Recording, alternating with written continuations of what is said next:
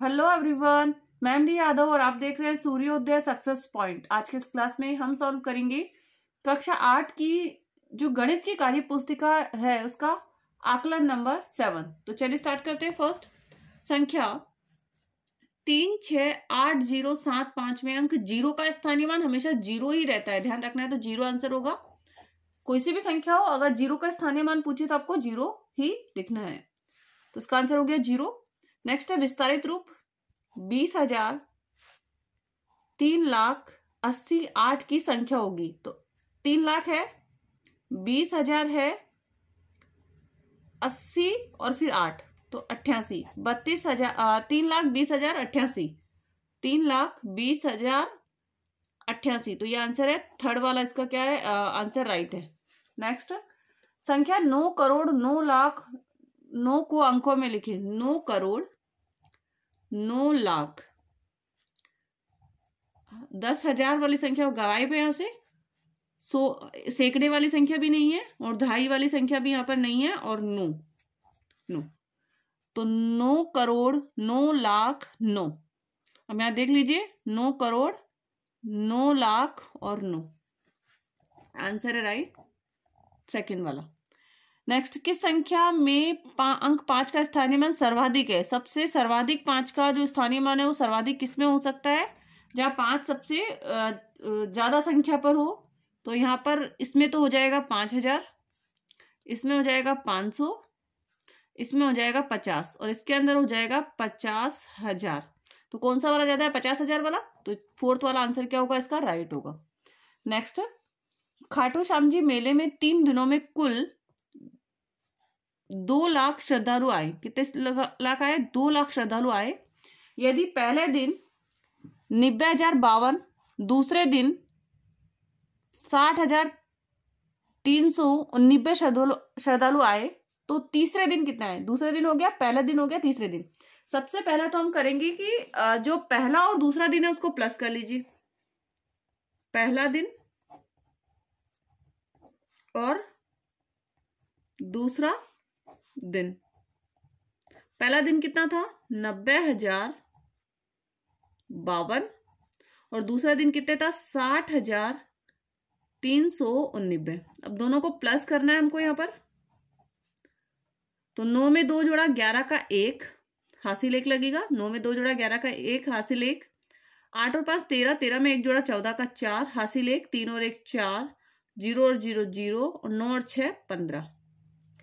वापस एक बार, 2 और 9 11 का 1 हासिल 1। 8 और 5 13, 13 में 1 जोड़ा 14 का 4 हासिल 1। 3 और 1 4, 0 का 0, 6 9 और 6 15।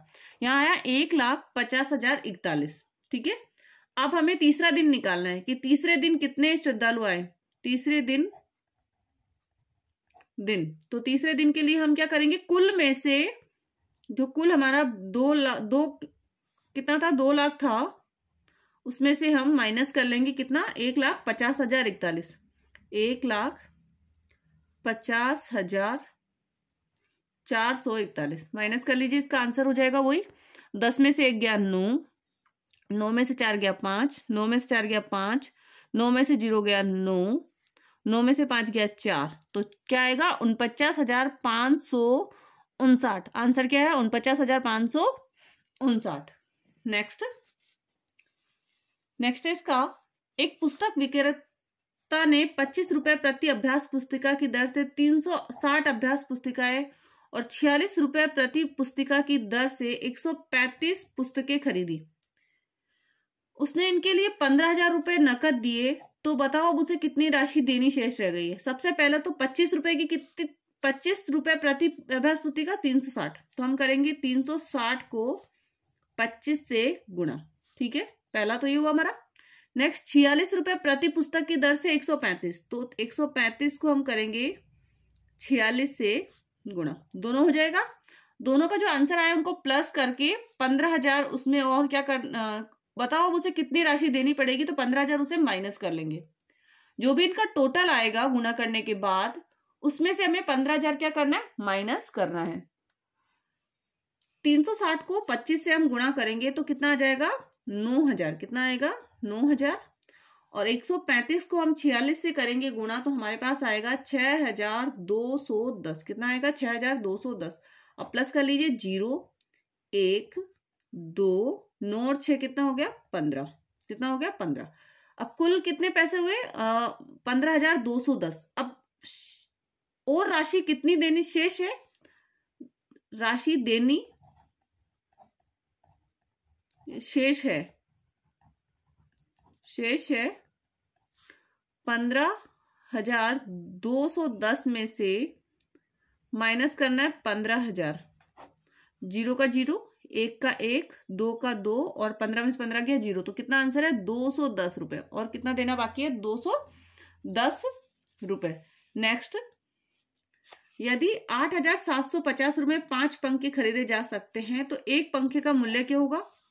यदि इसी भाव से 40 पंखे खरीदना हो तो कुल उनका मूल्य ज्ञात कीजिए। सबसे पहले एक पंखे का मूल्य, एक पंखे का मूल्य, एक पंखे का मूल्य क्या होगा? 8,750 में हम भाग देंगे किसका? 5 का। सबसे पहला तो दे लीजिए भाग।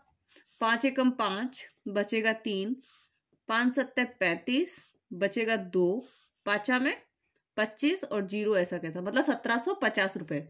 एक पंखे का मूल्य कितना हो गया? 1750 रुपए। वापस एक बार करके देख लेते हैं। 5 का 0, 5 में 25 के 5, हासिल लगे 2, 5 सत्ते 35 और 2 37 के साथ हासिल लगे 5। ये तो सही है, 1750 आ गया।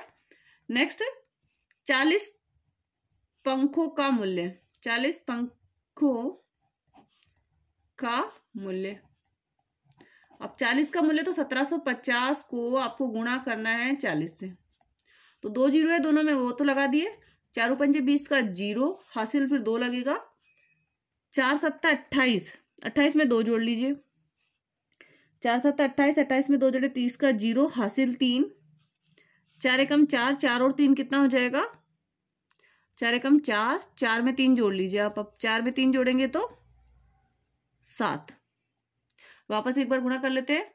0 का 0, यहाँ पे भी 0 का 0। 4 पंजे 20 का 0, हासिल 2 लगा था। 4 सत्ता 28, 28 में 2 जोड़ा तो 30 का 0, हासिल 3। 4 एकम 4, 4 और 3 7। तो कितना हो गया? 70,000।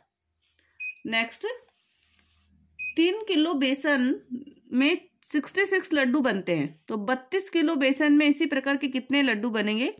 यदि 16 लड्डू एक डिब्बे में पैक किए जाते हैं तो बताइए कितने डिब्बों की जरूरत पड़ेगी ताकि सभी लड्डू पैक हो सके। सबसे पहला, 3 किलो बेसन में 66 लड्डू बनते हैं। तो पहले तो 1 किलो का निकालेंगे हम। 1 किलो बेसन, तो 66 को हम डिवाइड करेंगे 3 से, तो आएगा 3 दूनी 6, 3 दूनी 6, 22 लड्डू। ठीक है। नेक्स्ट है 32 किलो बेसन, क्योंकि 32 किलो बेसन से कितने लड्डू बनेंगे? 32 किलो बेसन, तो 32 इंटू 22 हम लेंगे, तो 22 दूनी 44 का 4, हासिल कितना लगा 4। 22 दिया 66, 67, 68, 69, 70, 704 लड्डू। कितने आएंगे? 704 लड्डू। नेक्स्ट, यदि 16 लड्डू एक डिब्बे में पैक किए जाएं तो बताइए कितने डिब्बों की जरूरत है? डिब्बों की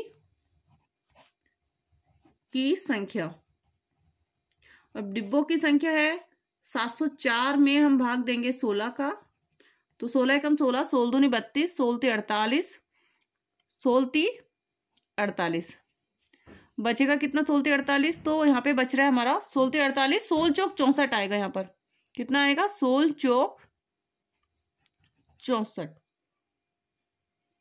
नेक्स्ट, 16 चौक 64 हो गया तो 6 बचेगा, वापस 64 आ गया। 16 चौक 64, 44, कितने डिब्बे? 44 डिब्बे।